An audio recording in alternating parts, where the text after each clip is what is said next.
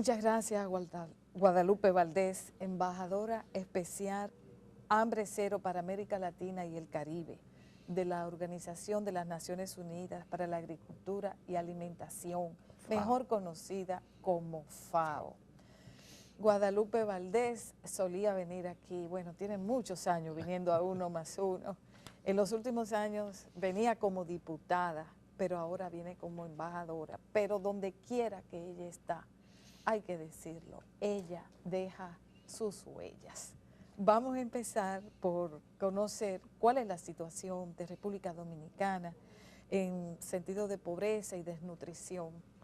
Cómo es que estamos situados en este contexto caribeño y latinoamericano. Bueno, muchísimas gracias por invitarme nueva vez a Uno Más Uno.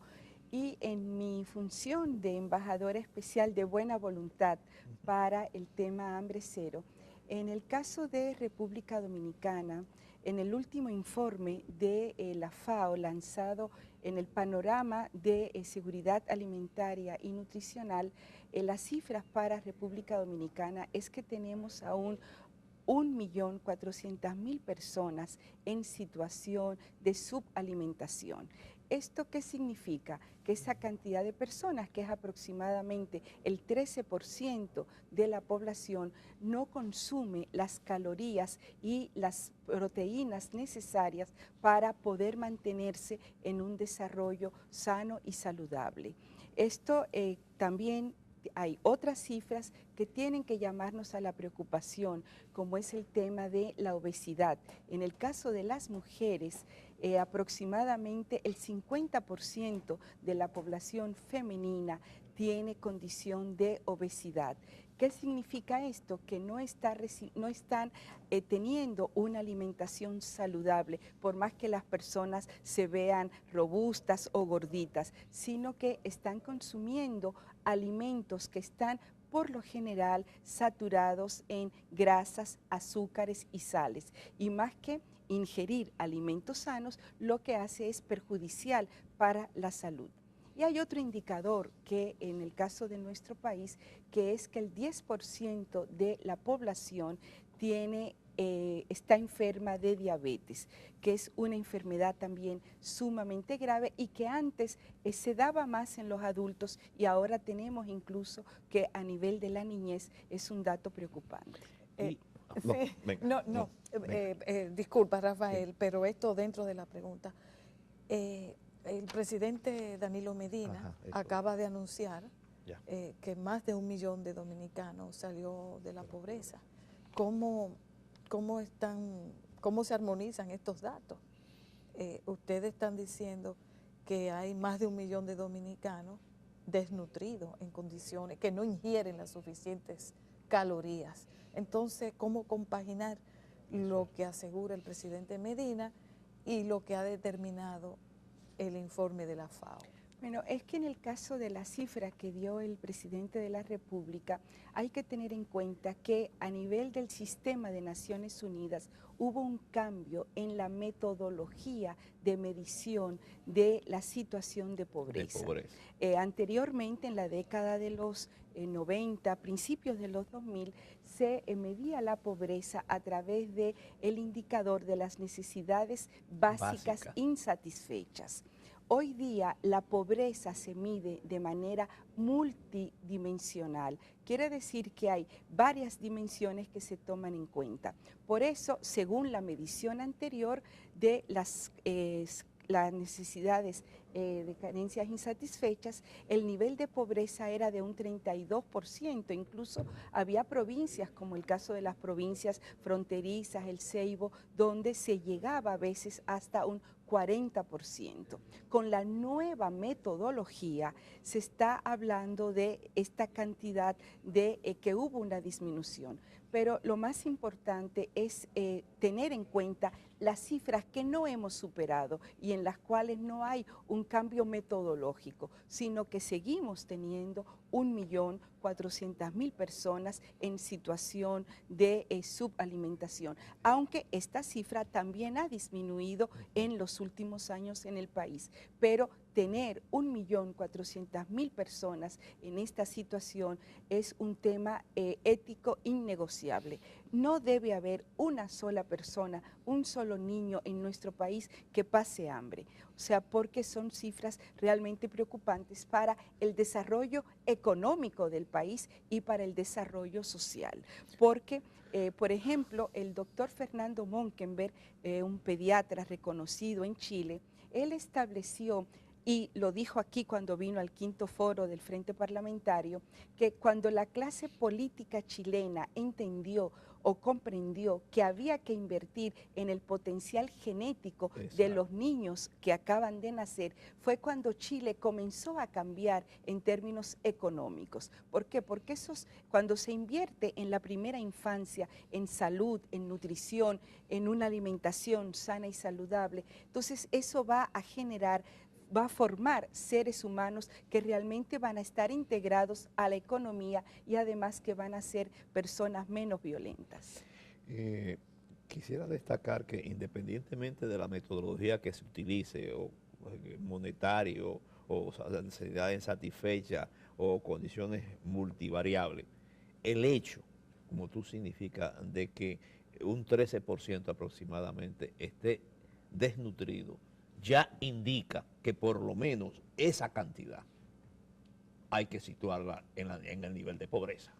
Así es, y si vamos, por ejemplo, a la medición en las áreas rurales, bueno, aún tenemos un 45% de personas en pobreza extrema, exacto, y en las áreas rurales, y un 40% en las áreas urbanas, lo que quiere decir que depende también dónde se haya medido esa, o de dónde sale esa cifra de 1.200.000. Ahora, aquí lo más importante es darse cuenta que los derechos fundamentales de la población no están siendo satisfechos.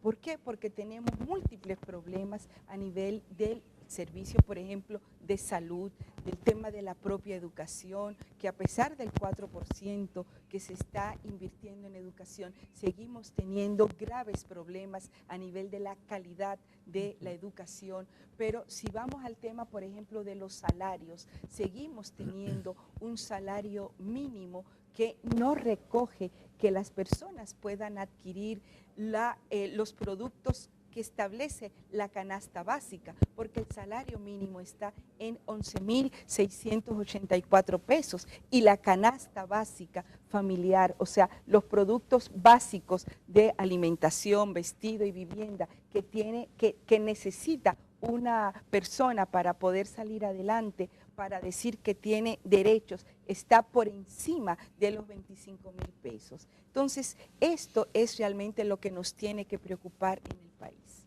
Sí, se ha desglosado, se supone, dónde están esas personas malnutridas con problemas de ingesta de suficiente caloría. O sea, en el país. Sí, en el país. ¿Sigue siendo el sur, la región sur? Sí. Sí, sigue siendo la zona fronteriza, la zona con mayores niveles de pobreza, mayores niveles de exclusión y mayores niveles de necesidades, en este caso de alimentación y nutrición.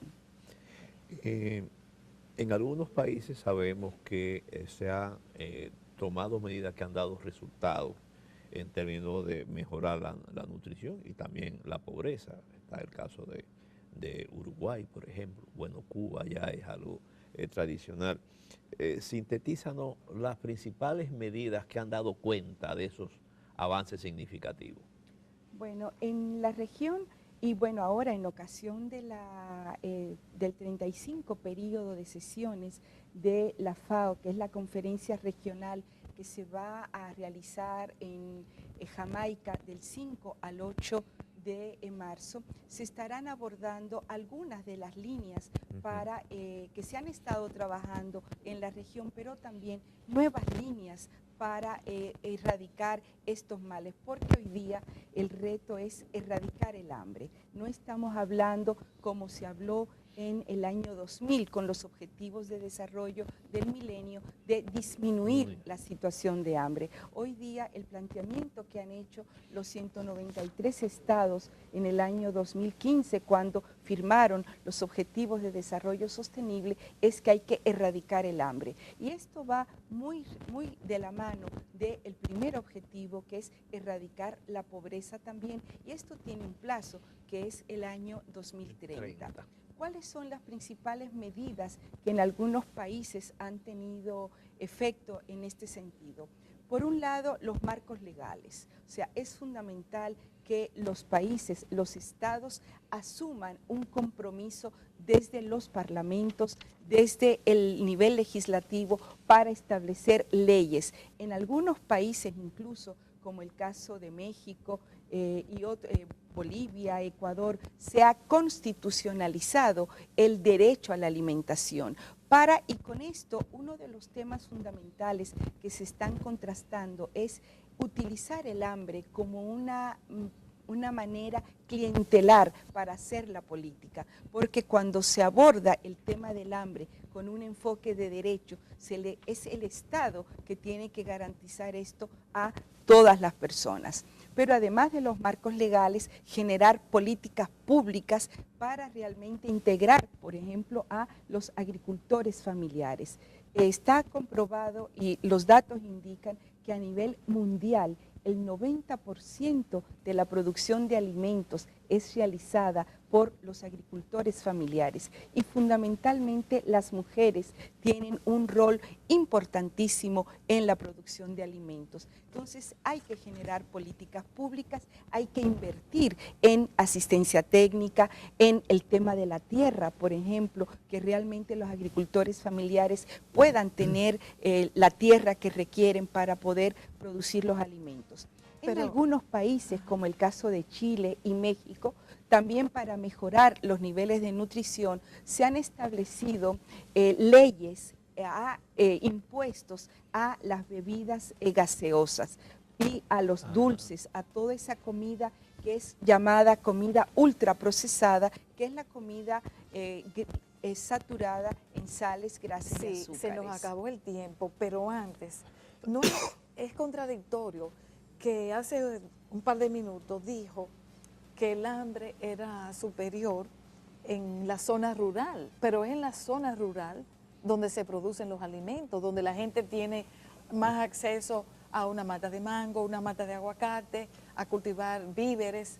Eso no lo entendemos. Bueno, justamente, ¿por qué? Porque muchos de los agricultores familiares no tienen las condiciones para su producción colocarla en el mercado. Por eso los estados tienen que garantizar que esa agricultura familiar tenga un mercado. Por ejemplo, pero en este caso lo que estamos hablando es de comer, de que esa familia que es productora de alimentos pueda sustentarse con esos alimentos. Obviamente, pero una familia muchas veces lo que produce son 2 o 3 productos y no puede vivir solamente con eso.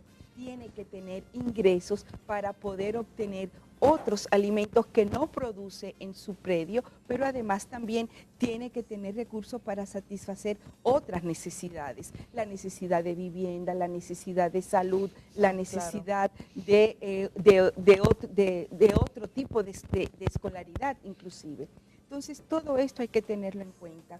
Por ejemplo, en algunos países, como el caso de Brasil, ha impulsado una ley para que el 30% de la producción de los agricultores familiares sea comprada por la alimentación escolar.